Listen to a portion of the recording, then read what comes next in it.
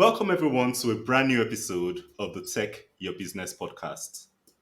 A couple of weeks ago, we published episode 29 of the podcast where the guest spoke about why he feels the modern cybersecurity industry has failed.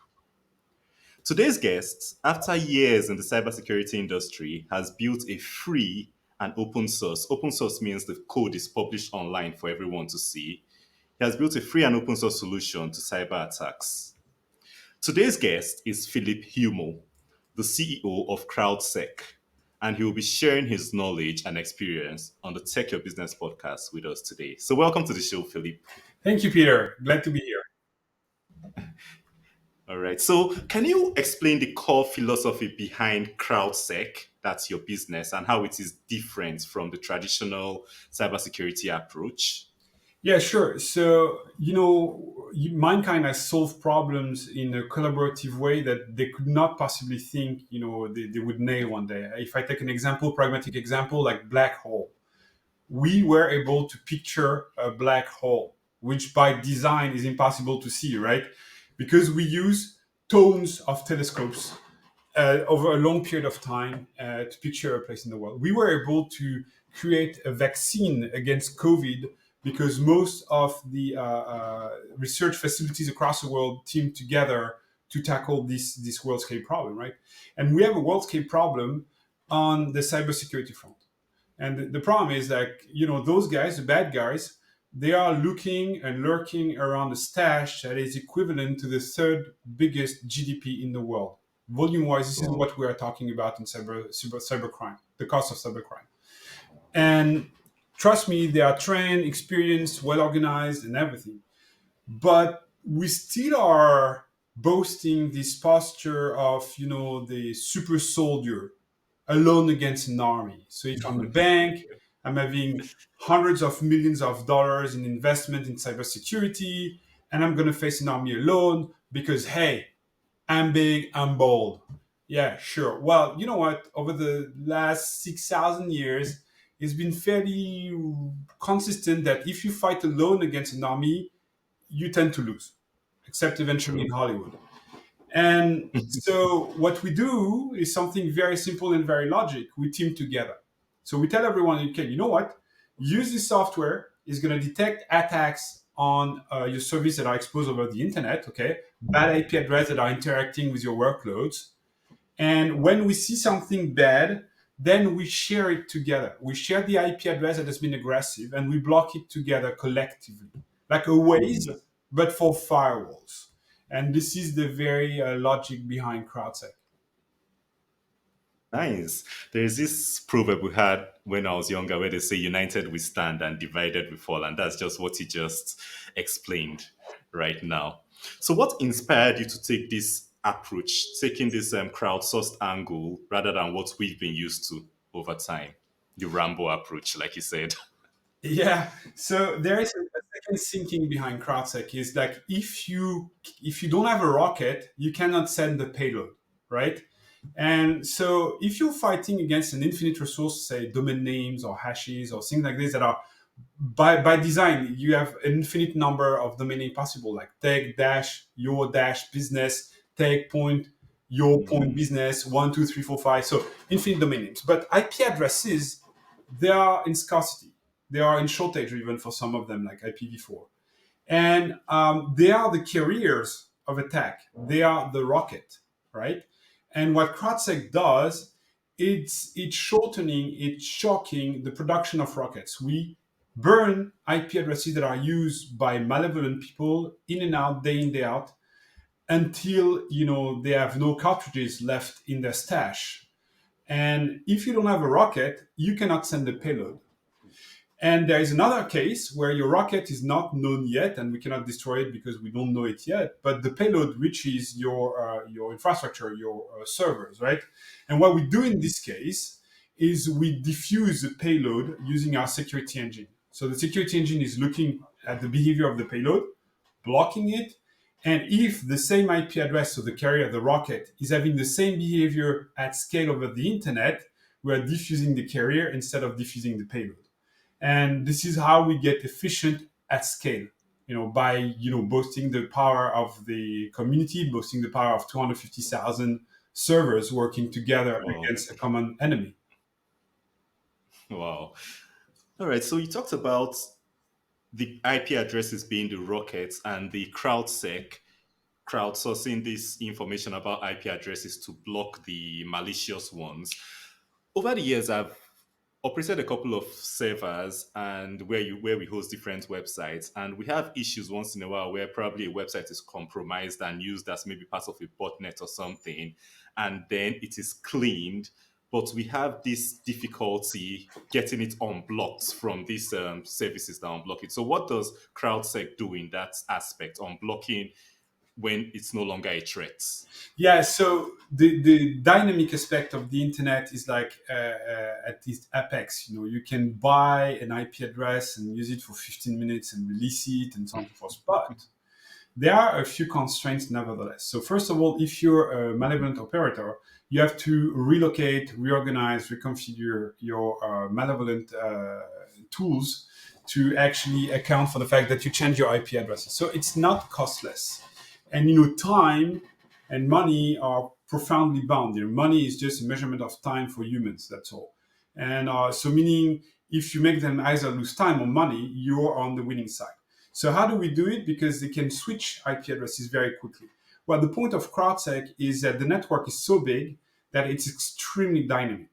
Meaning, if a new IP address is arising as a new threat, it has to be integrated into the block list, a dynamic block list, in real time as fast as possible. And when we stop having reporting about an IP address from the network, then we remove this IP address from the consensus, from the block list. So the consensus is like it has to have enough crowd pressure, enough very diversified settlement of CrowdSec reporting this IP address as being dangerous at any moment in time. And once this pressure is released, is removing over time because the IP address has been cleaned or it was a VPN one, it's not used anymore by the malevolent actor, then there's no more pressure on this IP address and it's naturally removed from the block list. So the point is it has to be extremely dynamic. And just to give the audience an order of idea of what we speak, it's around 5% per day, the rotation rate. Wow. So it's not so crazy either. I mean, you can tell it's a lot or few depending on what you had in mind, but the fact is that it's 5% that are rotating per day. That's really, really wonderful. So when different end users share their intelligence on this IP attacks, on malicious and non-malicious and other IPs, how does this strengthen the security overall for everyone? Yeah, so first of all, it's entirely automated, right? So you don't have to do nothing. The security agent is reading logs. It's seeing if something is bad in the logs behavior-wise. We have 300 behaviors we can deal with, like scalping, scrapping, DDoS, credential stuffing, impossible traveler scanning, whatever, right? So once we find the hints of those bad behaviors on your workload, whether they are in the cloud or in your data center, then we will block the IP address and share it all together. So the way it works is like your machine sees something, it shares the timestamp, the IP address, and the behavior with our servers. And our servers are curating this at scale of the network.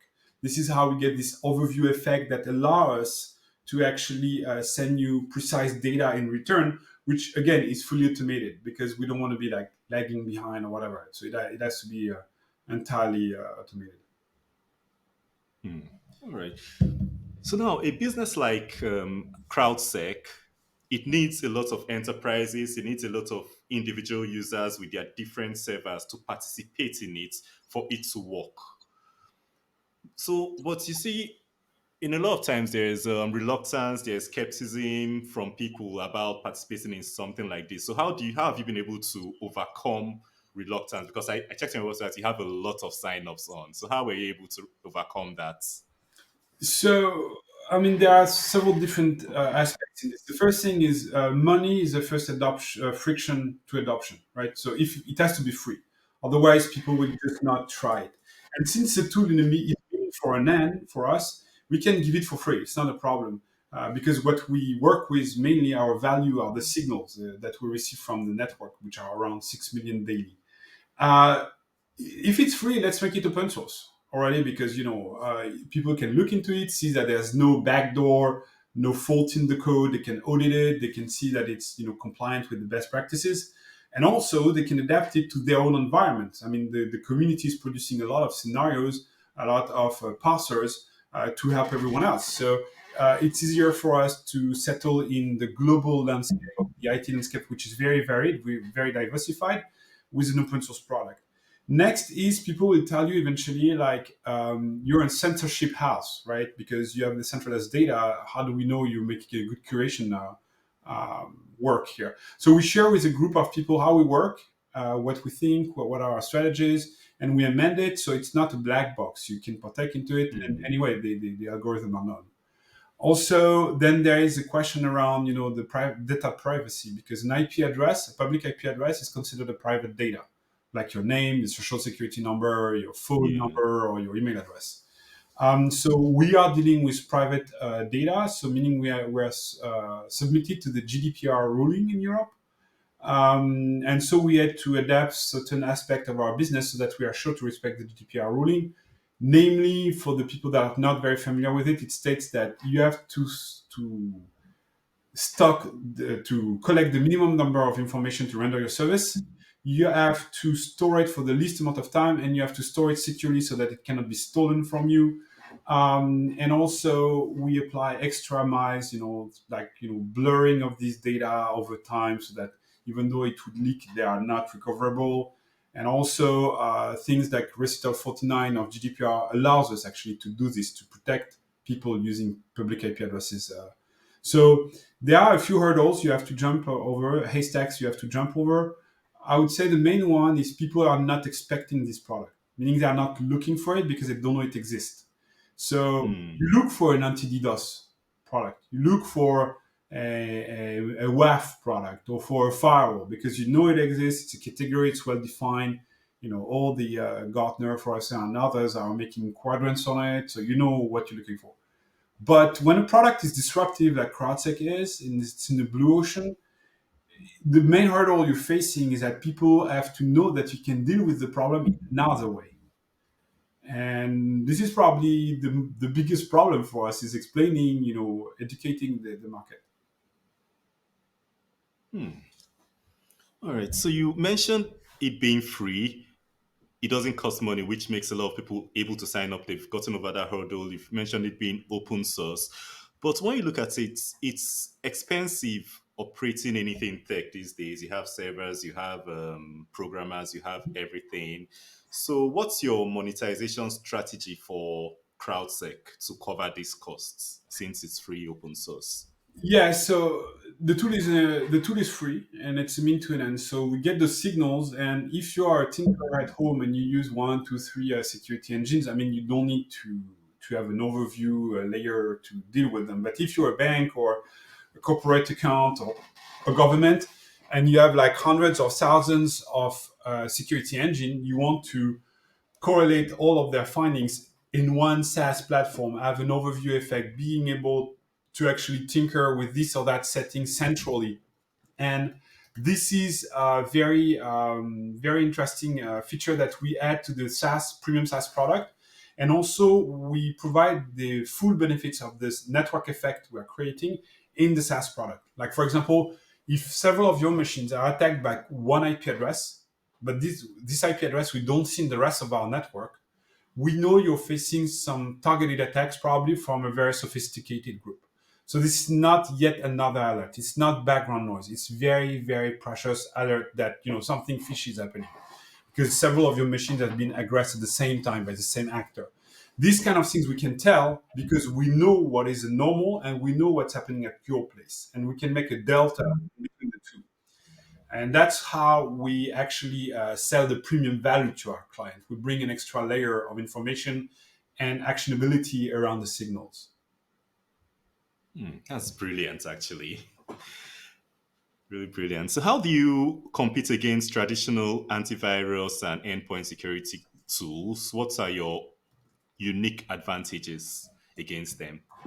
Yeah, well, so first of all, like if you think XDR, ADR, or any form of glorified antivirus, I mean, they are not really good at defending exposed workloads because there are no users on those machines, right? It's users coming from the internet interacting with your workload. So they're not supposed to upload locally a malware or open an email with a bad link or something like this. So your ADR is basically more or less useless on those machines.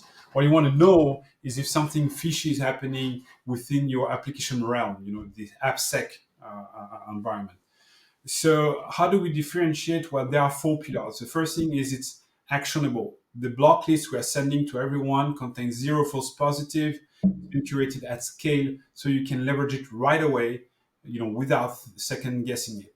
Second thing, there's a network effect behind it. So meaning we are faster to react than any other product in the market because most of the CTIs are reacting in months or weeks. The best in class eventually react in days. Crowdsec can react in hours or minutes, which is, Wow. a whole different magnitude in the way you can defend yourself, right? It's also behavioral. Most of the other systems are using, signatures or rules or whatever heuristics. We are behavioral, so we look at how the interactions are made and are they legitimate or not? Are they leaving breadcrumbs of potential attacks or problems with the apps? And this is how we know for sure that we bring something new to the market by taking this behavior and putting it into a network effect. We create a real-time reputation for each IP address in the world. So basically, we are creating a real-time map of all the IP addresses, public IP addresses used by cyber criminals in the world. And I think our main value comes from that specific point. Nice. So for a typical business, a typical maybe small or medium scale business, at what points in their, you say it's a parts that are exposed to the internet. So what typically can they protect using your products, CrowdSec? Well, essentially, a lot of web servers, obviously, because it's probably 80% of the use cases over the internet. But things like SSH endpoint, VPNs, terminal server, Hmm. VNC, everything that is remotely controlling machines, mail servers, DNS, whatever they want. Actually, I mean, if they are running over the internet and kind of answering in a way or another to public queries, they are supposed to write logs. And if they write logs, then we can read those logs and find bad behavior. For example, we were very surprised the day we issued new scenarios about VoIP. Oh my God. Oh my God. We had like tons and tons and tons of alerts just all of a sudden. I had no clue that actually VoIP was constantly hammered over the internet, constantly Wow. scanned. So, it could be, yeah, VoIP, for example, as well. So we don't have any specific protocol we don't work with except UDP. Because we don't deal with UDP for a very simple reason. UDP can be spoofed, meaning you can fake the sending address. So the originating address of the packet can be forged. And we are not sure that the information is actually real or not. So we cannot consider UDP based protocol because we have no certainty that the IP address that is sending the packet is really the one sending the packet. Real. But anyway, the vast majority of the internet rely on TCP protocol. So anything running over TCP, we can basically protect. Hmm. Nice. All right. And that shows how, with the current work from home environment, everybody working virtually and distributed, I can see how this applies because we all use VPNs, we use VoIP, we use different things to connect centrally. So Yeah, absolutely. this comes in. Yeah, no, absolutely. That's the footprint of the digital on our life is tremendous nowadays. I mean, in my generation, I'm 48. It's already massive.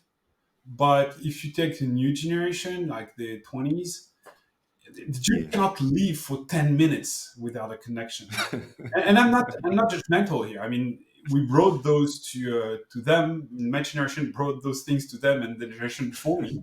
It's a fantastic tool, and it's creating value by the minute. And the digital native are contributing to the economy in an immense fashion.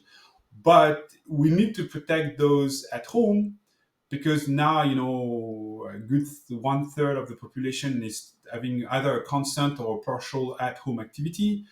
So it's not something we can ignore anymore. And yes, VPNs and the web and the mail have become the cogwheels of our modern economy, specifically in the Western countries. All right. So when I was researching a couple of hours ago this morning, I saw you wrote zero false positives on your website Yeah. with the IP detection. So how do you achieve this? Yeah, so I need to dive a bit deeper into how it works, Crowdsec. So when you have like 100 or 200 or 300,000 machines reporting signals, you cannot trust everyone. It's called the Byzantine general attack. So meaning if someone is poisoning the information, you may take a bad decision based on bad data, right? You can see the same thing on the blockchain systems, everything cryptocurrency. If someone is reading the book and saying like, "Oh, I have 3 bitcoins more than supposedly I have," then the system is made so that the real book will be kept as the reference, and the fake book will be discarded. We have a bit of the same problem here and a bit of the same solution actually. So before we decide to integrate an IP address automatically in the consensus in the block list, the consensus algorithm is checking if we have enough diversified members of the network reporting the same IP address for the same violations in many different places. So it has to be in at least 50 different autonomous systems, meaning very diversified source cloud or infrastructure providers. Before a bad actor would control machines in 50 different autonomous systems, he would have spent a tremendous amount of resources to achieve this. Second thing is, we don't listen to you for the first 6 months you join the network. We don't trust you, basically. So you're in a quarantine zone where we don't trust your signals. You benefit from the system, yes, but we don't even listen to you. So that way, if you would want to rig us, you would have to be in 50 different autonomous systems, so very diversified IP ranges. Plus, you would have to partake into the network for 6 months before eventually saying something.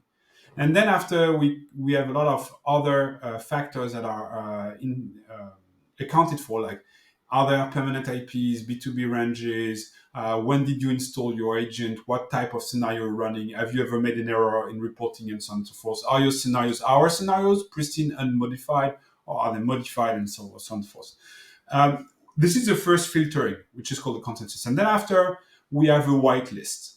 You're not allowed to block, I don't know, 8888, Quad 1, Quad 9, Cloudflare IPs, Akamai Core IPs, Microsoft Update, whatever, Gmail, Google Boat.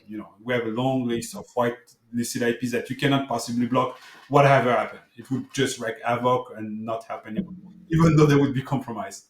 And then we have AIs that are also here to help us sort some cohorts of IP addresses working together, for example, which may be like 3 different events occurring at your place from different IP addresses at different times. You may not be able to correlate them at your place. But if we see it at a higher level, at the scale of a network, and we see that IP A, B, and C are repeatedly seen in places one after the other, then we can tell those IPs are under the control of the same cybercriminal group and probably part of the same cohort. So once every of this is passed, the big filter, then we see how much pressure is put on the IP address. And if it's enough, we put it in the block list. And when it's not enough anymore, we remove it from the block list.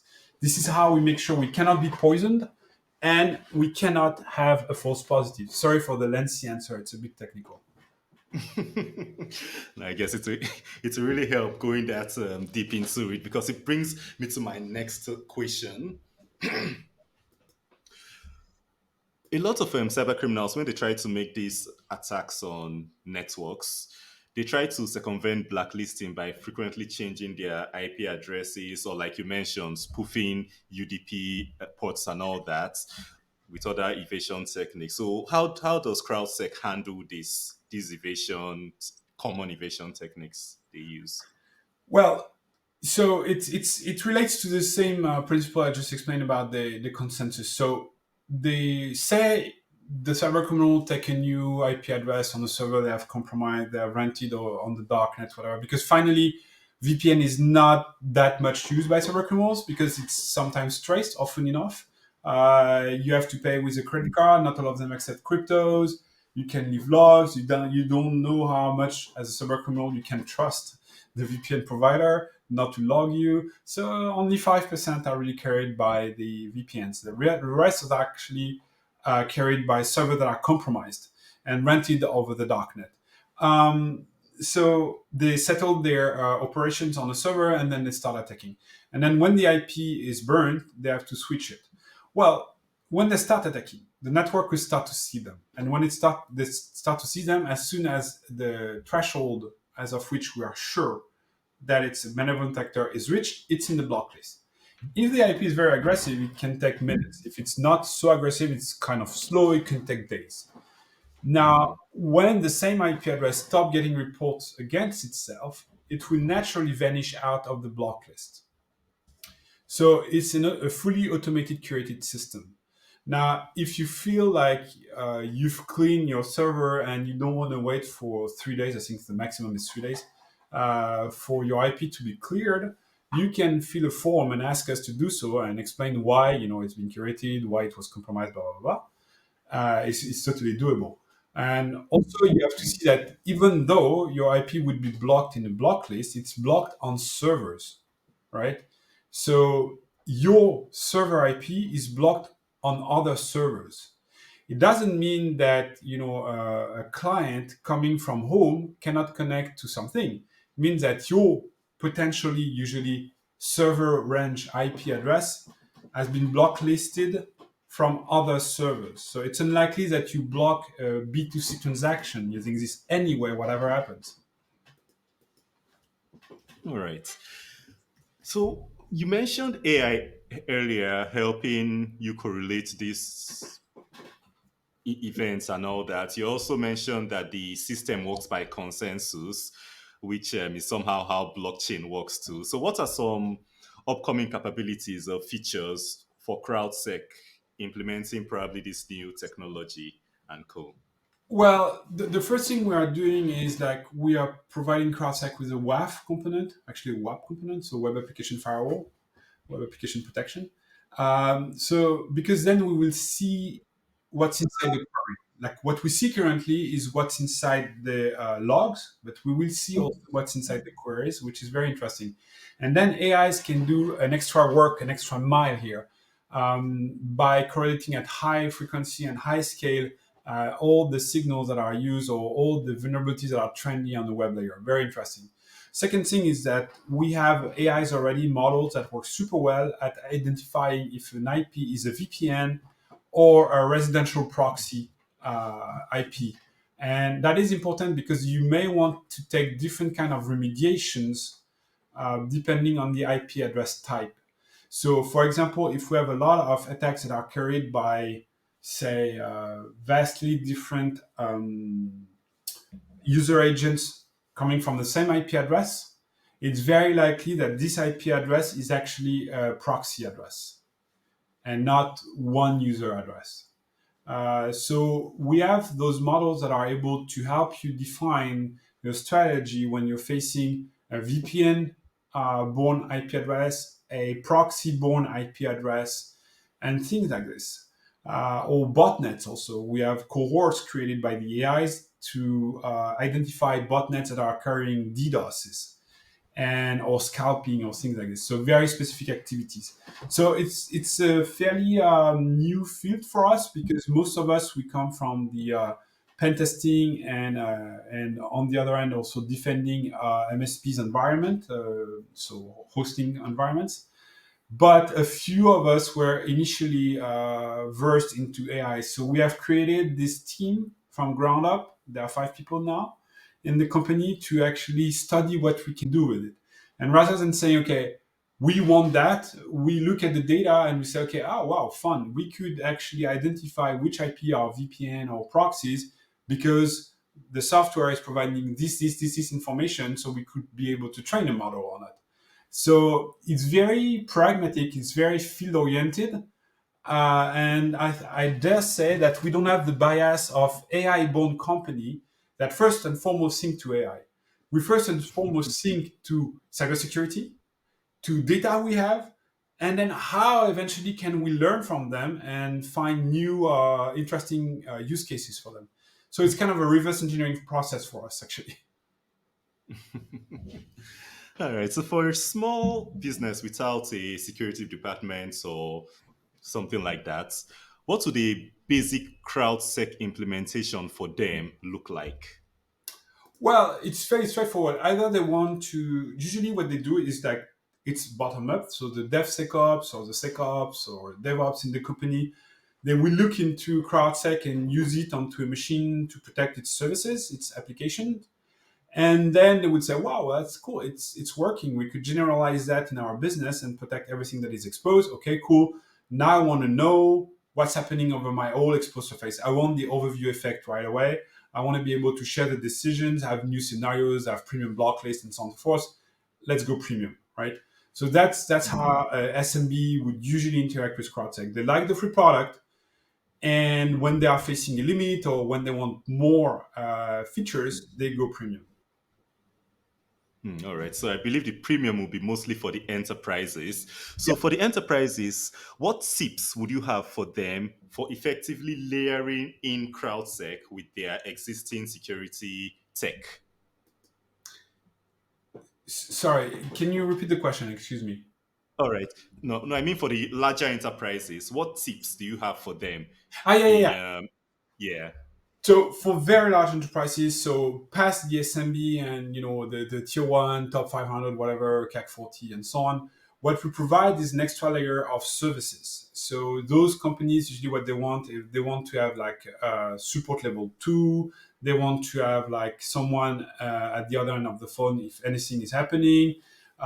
They want a reliable service desk, and we also have like very very specific feature set that are only available to large enterprises. Like when we discuss this private consensus, so your machines agreeing together that they are under the attack of the same IP address, these are enterprise grade features. It's usually not very useful for DevSecOps, SMB, mid-size, because they have like two different environments or three eventually. So why would they correct at that scale? When you are like Sony and you have like 3,000 websites, literally, you want to know whatever is happening. If you are under a targeted attack, if you are, you want to have multi-tenancy, you want to have several users, you want to have SML, all these good, cool features that very large enterprises are using, and mostly SMBs are not very interested in. Hmm. Compliance, All data right. retention, blah blah blah. Yeah, where it gets a bit complicated. Yeah. So what good cyber hygiene practices would you recommend to companies both big and small to Well, reduce? MFA to FA is the golden standard. You cannot skip on that. So Hmm. whatever happens, and please don't do this through text messages because it's fairly, I wouldn't say easy, but SIM swap exists. You can get your text messages intercepted, and you would be screwed. So I would use something like if you are an individual, something like Google Authenticator. It's free. It's supported pretty much everywhere. Super efficient.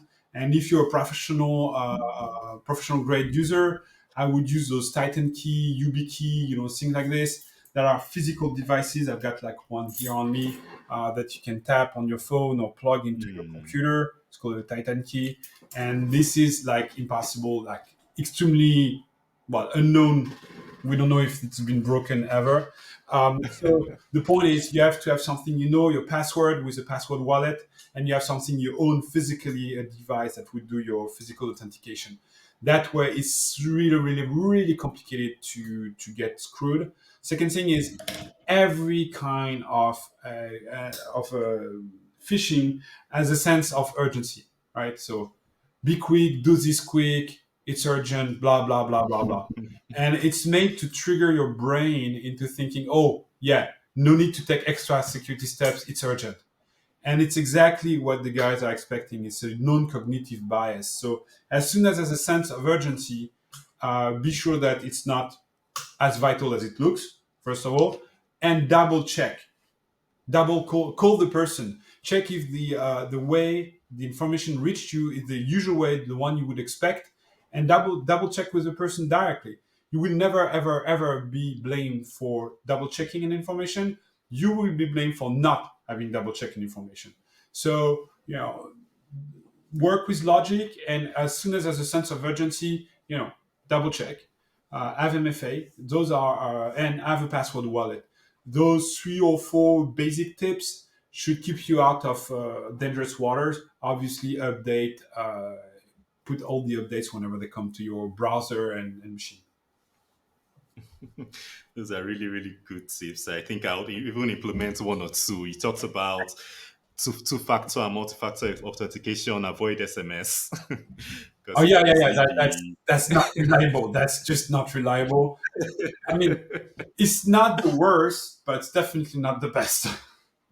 the Better than nothing, absolutely not sufficient. definitely, definitely. So you talked about your team. So does your team work remotely or in-house? No, entirely remotely, ever since day one. Oh, wow. Wow. So that brings another question because there has been a debate of recent. After COVID, it became normal for everybody to either be remote or hybrid of recent. But for the past few months or so, we've seen a lot of bigger companies and co trying to convince people that remote work is not productive or remote work, everybody should come back to the office and all that. So can you share with us why you think this is happening and how companies can make sure that remote work works for them? Well, yeah, it's a complex question. I mean, I would say it's um, it's more generic than just a remote work problem. I think the real problem is if you interact with this new generation, 30 of or less, 30 years old or less. The problem they have is they know they are the precious resource because population is aging in Western countries. So there will be one retiree for one active person in Italy in 2050. So if you're in the market, you have a value. And on top of that, there is a shortage of skilled worker in our industry. So the problem is, if you want to be attractive, you should account for their family life, and remote work is great for that. And the second thing is you have to have them interested in your business. They have to have a Mm, vested interest beyond just salary, which is shares or ESOPs or whatever you call them, stock options, so that if your company is successful, they are successful too, and they are self-motivated.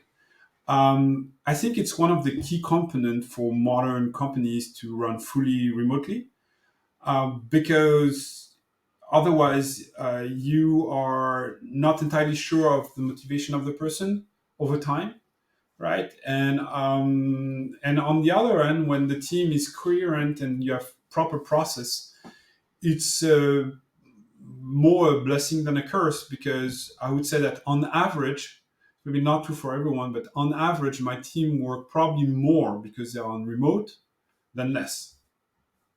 mm. Nice. Oh, nice. All right. So looking into the future, probably 5 or 10 years out, how do you see the cybersecurity landscape evolving? I know we talked about it before the call. Well, one of the main problem that I can foresee about AI specifically is what I call global offensive AI. So something along the lines of, okay, we have AIs capable of fuzzing. We have AI capable of generating text to actually phish you. We have AIs capable of generating images or videos of you, or voice credibly of you. And we have also AIs that can learn from CTF contests, capture the flag contest. So learn actually basically how human are intruding into networks. And all of this will be soon, uh, in my books, puppeted by AIs, which will be globally orchestrating attacks on a large scale. Um, and those global offensive AIs, what they will do is they will delegate the work of you know, probing your technical surface, probing your human surface, checking all the profiles of everyone, generating proper attacks with credible voice, picture, text, whatever, for every of your employee in your company, scanning the whole perimeter to see whatever is exposed and whatever can be vulnerable and so on. And the fact that it's insanely automated, we render this extremely hard to block. And we are still debating whether it's hard to do how it would be created exactly. Probably next year. We already have more or less all the components existing on the market, and the global orchestrator will have to find a way. The global offensive AI will have to find a way to be rewarded itself and reward the sub modules, AI modules, when they achieve a meaningful result for itself. So that they can, know they are progressing into what they are doing. And if we can reach this, if the industry can reach this, we will have AIs capable of unleashing hell in milliseconds at your door, scanning Wow. 400,000 people of Siemens, all their websites, personal interest, social networks, and so on, establish contact with them, impersonate their friends, their boss, or whatever. At some point, someone will click on the link, and that would be over. So, and the same, when they pull your external surface, they will find vulnerabilities and exploit them in milliseconds. And all of this will happen so suddenly that your GEX will be flooded. That's why we need also AI on the other side of it to actually counteract. Yeah, AI fighting AI. All right. So you've been in this business and cybersecurity industry for a really, really long time. Mm. Really long time. So if you look back, go back to the beginning of your career, what advice would you give to your younger self? Ha, um,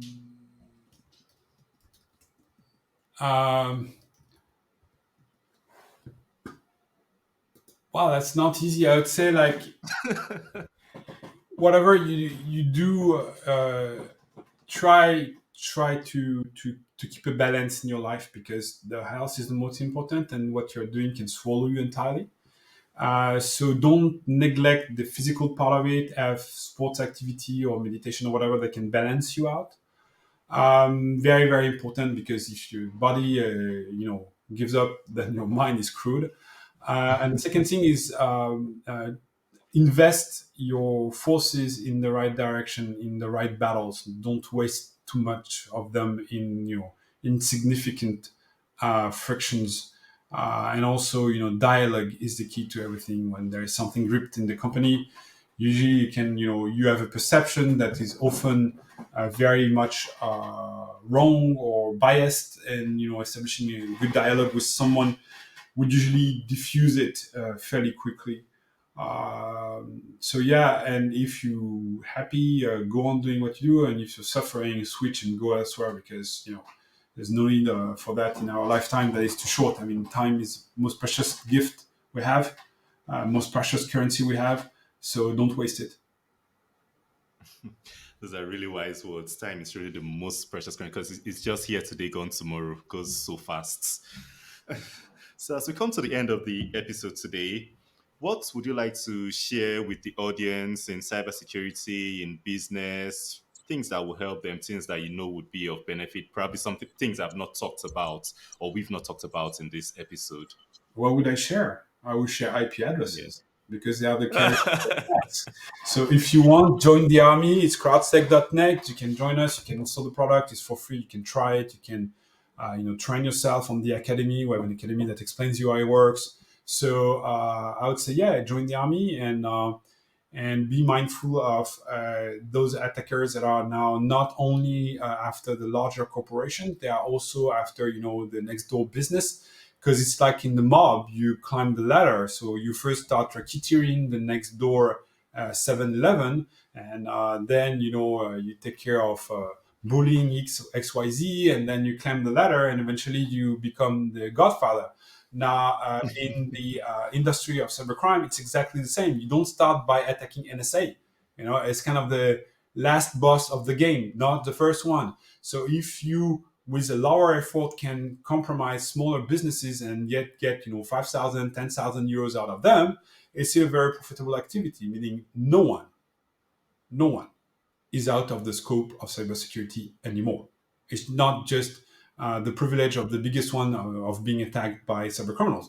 It's a problem of everyone nowadays. So just if you consider these digital tools as being somewhat helpful in your life or your business, well, take into account that they are really something valuable and you should protect them and not overlook the problem, not postpone the problem, but take it seriously nowadays. Now, actually. So if you're listening, you heard that, go up on crowdsec.net, sign up, join the army, and also go on the Crowdsec Academy to learn how to use it, how to implement it in your business, and how to be a part of this revolution against cyber criminals. So thank you so much, Philippe, for coming on the Tech Your Business show today, for sharing your story, for sharing your tips on cybersecurity and everything else Thank you, with us Peter. It today. was a pleasure. All right. And for the guests, thank you for being with us on this episode of the Tech Your Business podcast. I hope you learned a couple of things because I did. I did. So if you didn't, just go back and re-listen again. You definitely pick one of the things you can apply in your business. So till next week, when we come with another episode of the Tech Your Business podcast, don't forget to stay secure and use multi-factor authentication, like Philip said. Bye for now.